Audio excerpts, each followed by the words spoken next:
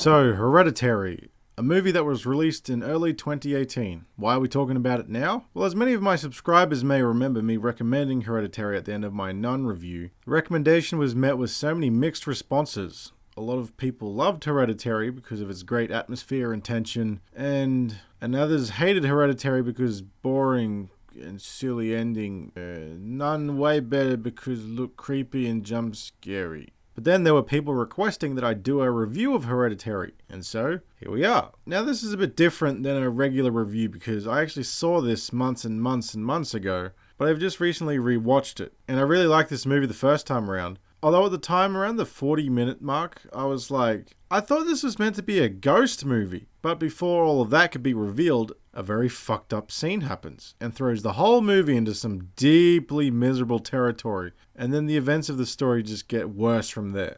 Now I've realized something about my Nun review that I should have done. The title, The Nun, Everything Wrong with Modern Horror, I mostly brought up movies as an example of bad. My overall meaning of that video is modern horror, mostly Hollywood horror, is just junk and it's all template based, and how The Nun fits all of those templates. Now something I didn't do was list modern horror movies that are good, but I think people took offense at me saying the word modern, thinking I was referring to every horror film that comes out these days suck. But that wasn't the case. But modern means what the current gimmick is, with like jump scares and possession, and it has to be like PG-13 and no script. Whereas recently, what used to be modern was found footage, and then before that was torture porn. If you see the posters on like buses and billboards, chances are it'll be garbage that look exactly like whatever the last garbage was. But what is good about modern horror are movies where the filmmakers take a massive step back to before the era of slashers, which just made horror like more commercial. Back in a time where horror movies were more psychological. Yes, you can have monsters, but when you add in themes and fucked up ideas and execute them with dreadful atmosphere and tension. All good current horror films you can find in the comment section of my Nun review. The Witch, It Follows, The Babadook, and I'll offer my own favourites if demonic isn't your thing. I recommend Creep 1 and 2 on Netflix. There's also a really great movie on Netflix called Under the Shadow, which is foreign and subtitled, so if you want to read, you might enjoy that film. But the movie I enjoyed the most this year that I'd seen was Hereditary. So I'm going to say spoilers. Even though this movie's been out for a while, we're still going to get into some big stuff that happens in this movie. So Hereditary starts off in a very interesting part of the story. The film opens with text explaining that a woman has just passed away, and the grandmother of Peter and Charlie, played by Alex Wolff and Millie Shapiro. No scenes of the grandmother alive, so when she dies, we as the audience can feel sad, and then see the family sad. Not with this family. We don't even get to know the grandmother as a person. As the film goes on, you can see that Annie has quite a bit of disdain for her mother, and the children are sort of like distant weirdos. So by not showing any of the personality of the grandmother, we the audience, in a way, feel as much about her as the family does. The only person that cares is the father of the two kids. Now, one of the strongest elements of this movie is none of the characters are normal or even in a way relatable. We have Peter, who is sort of a wimpy stoner with no direction. Charlie, who has many problems, possibly on the spectrum, who is very allergic to peanuts. And Annie, the mother, who is very mentally unstable and very like dead inside, but constantly tries to hide it. And the dad is just sort of a dad. Plain and simple dad. This is actually something that works well for horror movies, especially psychological ones. When none of your characters have their shit together, once the chaos begins, whether it be paranormal, supernatural, or just a monster that attacks them,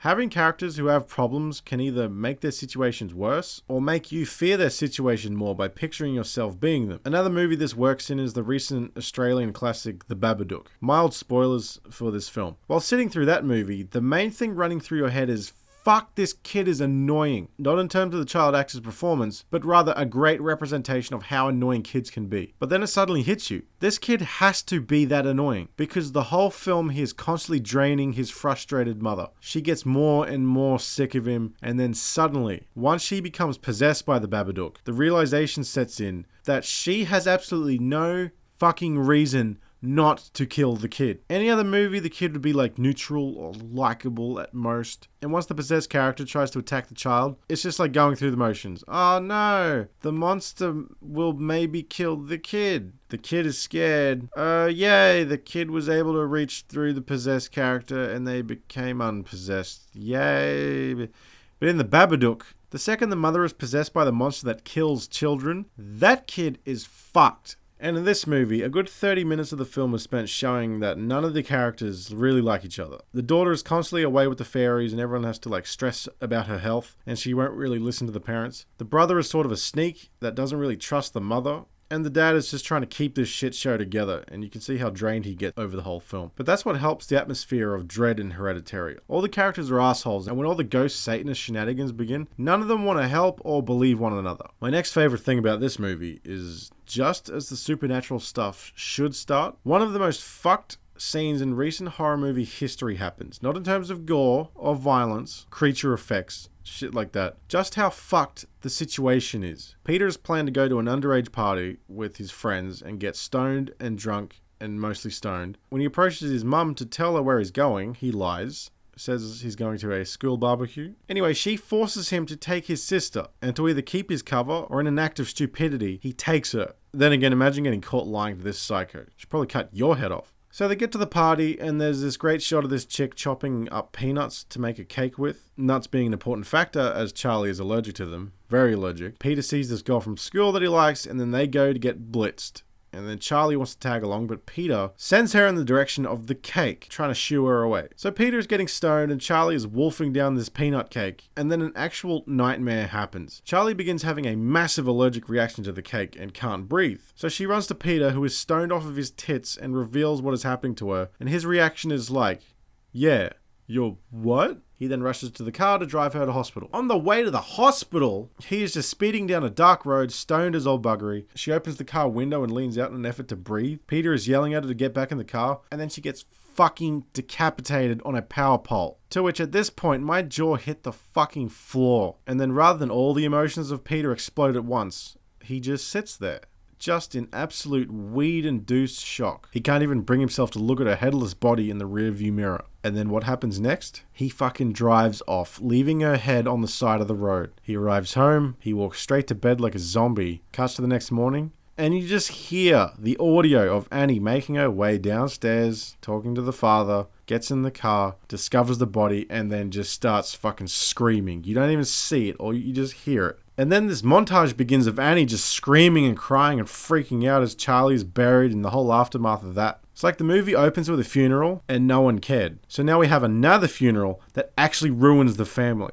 This is about 40 to 50 minutes into the film and still no ghost shit. The movie commits to being a hectic drama about a miserable family for as long as it can before the ghost stuff starts. And that's one of the frustrating parts about the internet reaction to this movie. I've read people found it boring and they said that they were laughing the whole way through in the cinema, just like the wanker in the cinema when I went to see it, laughing at shit that clearly wasn't funny with his dickhead friends. Oh my god, boys, why is he making that face?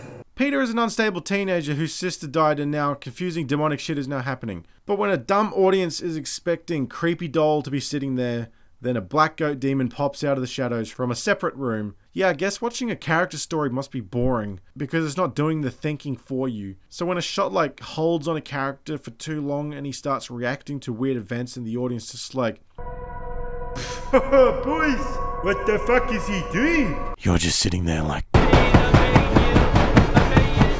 Now, while re-watching Hereditary, I started to jot down every time I spotted a setup or indication of the ending and overall satanic themes. And so I'm going to list what I found. And you might get a better idea of how the ending was well set up from the start all the way to the finish. So this will now be like a Hereditary explained video, breaking down all the hidden meanings and metaphors. Oi! Huh? What the hell do you think you're doing? Oh, I was just going to break down Hereditary and its hidden meanings and stuff. Explained videos are my thing. Stay away from my shit. This is my video, so I wanted to explain it. No. Not on my watch. If anyone's going to explain Hereditary, it's going to be me. Oh, bloody fine then. Fine. Yeah, fine. Why don't you just stick to ripping off Red Letter Media and let the pros handle the film analysis? What? Right then, guys. Hereditary. So, we're going to start with the ending. After being chased by his possessed mother, seeing naked strangers throughout the house, Peter then has his soul removed from his body and replaced with his recently deceased sisters. He makes his way to the children's cubby house to find more naked strangers bowing in a cult-like fashion. In front of him is his headless mother and grandmother kneeling before an altar which contains his sister's decapitated head. The Joan, who showed Annie how to connect with Charlie, is among the kneeling cult. She stands up in front of Peter and proceeds to address who is now occupying his body. Peter's body, that now contains Charlie's soul, which is a reincarnated King Payman, one of the 8 kings of hell. I would say a separate King Payman video would be coming explaining who he is and what he is capable of, but this ain't my channel. But of course, the character of King Payman isn't actually the focus of the movie itself, so this much exposition at once may be a bit to take in for a twist ending, I will admit. But the actual ending itself is well set up throughout the film. The themes of possession and satanic ritualism were not just saved for the end reveal. So here's the list of setups that CorderyFX, that I noticed. Already in the beginning of the film, Charlie is sleeping in the cubby house, a foreshadowing of the ending taking place in the cubby house. Charlie is drawn to sleeping in there. While Charlie is sitting in class distracted, a bird flies into the window, which is pointed in her direction. A bird can also be seen in a cage next to her decapitated head at the end of the film. When Charlie goes outside to see where the bird landed, she cuts off the bird's head. Decapitation becomes a big theme throughout the film. Her head is knocked off from a power pole and her mother cuts her head off at the end. Also, the grandmother's corpse is found without a head. While Annie is attending the support group and having her meltdown, she quickly mentions her brother killed himself at a young age and claimed their mother was trying to put people in him, an indication that the grandmother has been attempting the King Payman possession ritual for some time now. While Annie is tucking Charlie into bed, they discuss how the grandmother was always clingy towards Charlie and would say to her that she always wished she was a boy. Both Annie and her mother wear a necklace with the satanic symbol we see during the ending. It can also be seen on the power pole Charlie is decapitated on for a very quick shot. Not a whole lot happens during the period of Charlie being decapitated. The film needed some time to let the audience deal with that level of shock. As it is all calming down, a religious pamphlet is then put through the letterbox saying, calling all skeptics. Spirituality will now become a theme in this movie at this point. The case being Annie needs to be possessed later and is either an atheist or isn't spiritual enough to let her inevitable possession proceed. Annie is too distracted and self-absorbed, so she misses the pamphlet in the mail. There was also a book on spirituality. Her mother left her in a box at the start of the film when she sees her mother in the shadow. The Joan, who met her outside of the support group, then stages a coincidental meetup at the grocery store so she can make Annie aware of the spirituality. She then drags her back to her house and performs a seance, and later Annie is performing the same seance at home for Peter and Steve to prove to them spirituality is real. Charlie begins talking through Annie, possibly a setup to not only Annie being possessed later, but to show that Charlie can live through someone else's body, especially Peter. Later, Annie has a nightmare of walking into Peter's room and seeing his face being eaten by ants, which is a mirrored shot of Charlie's head on the road being eaten by ants. This imagery of Peter's body having the same fate as Charlie's is an indication of Charlie and Peter being in the same body at the end. It is also established earlier that Annie has a problem with sleepwalking, and when Peter was younger, he woke up to Annie in front of him. She had poured lighter fluid over him and herself with a match in her hand. After Peter's head being eaten by ants is revealed to be a dream, Annie wakes up to be standing in front of him once more. She then begins blurting out horrible thoughts she has had of him throughout his life. She then reveals that the grandmother kept pressuring Annie to have a child, preferably a boy, so she can keep the plan going after the failure of her brother. Annie also reveals she tried to have an abortion before Peter was born. So, whether consciously or unconsciously, Annie has actually tried to kill Peter before his grandmother's plan could take place, possibly divine intervention from heaven. Preceding the events of the seance, the father remains skeptical of the spiritual world, and he continues to trust Annie less and less. By being an atheist, he is a risk to the plan and needs to be removed from the picture, so a possessed Annie lures him to his death. While at school, Peter sees his reflection looking back at him with a creepy, sinister smile, possibly King Payman looking at his soon-to-be new host.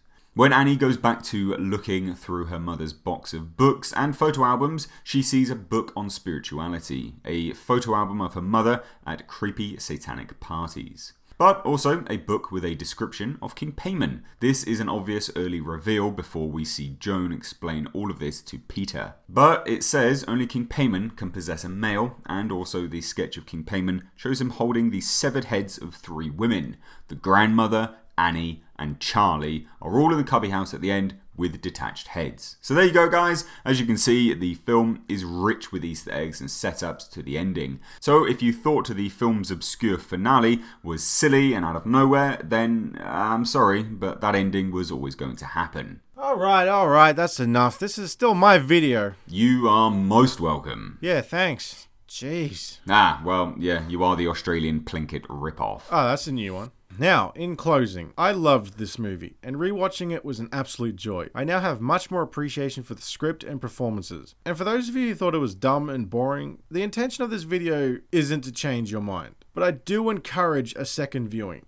Get it being silly out of your head and try again with a different perspective. Because I get it. When I was a kid, I used to think The Exorcist was funny because the little girl swears. But now as an adult, I can turn that off and see it for what it really is. Now, I'm just going to bring up The Nun one last time. I know I hung a lot of shit on that movie. Every negative thing people had to say about Hereditary were pretty much what my thoughts were of The Nun. But I can respect how impressive it is that it's the highest grossing horror movie in the Conjuring universe. I still have respect for James Wan. That man just creates franchises that stick, to which he passes it off to other people who turn it into by-the-books garbage. But also, how can I hate The Nun? That review is my most successful video to this date. It's brought me so many subscribers. And most importantly, So much fucking money. I have made so much off of this review that it was time for a much needed audio upgrade. Cue the music.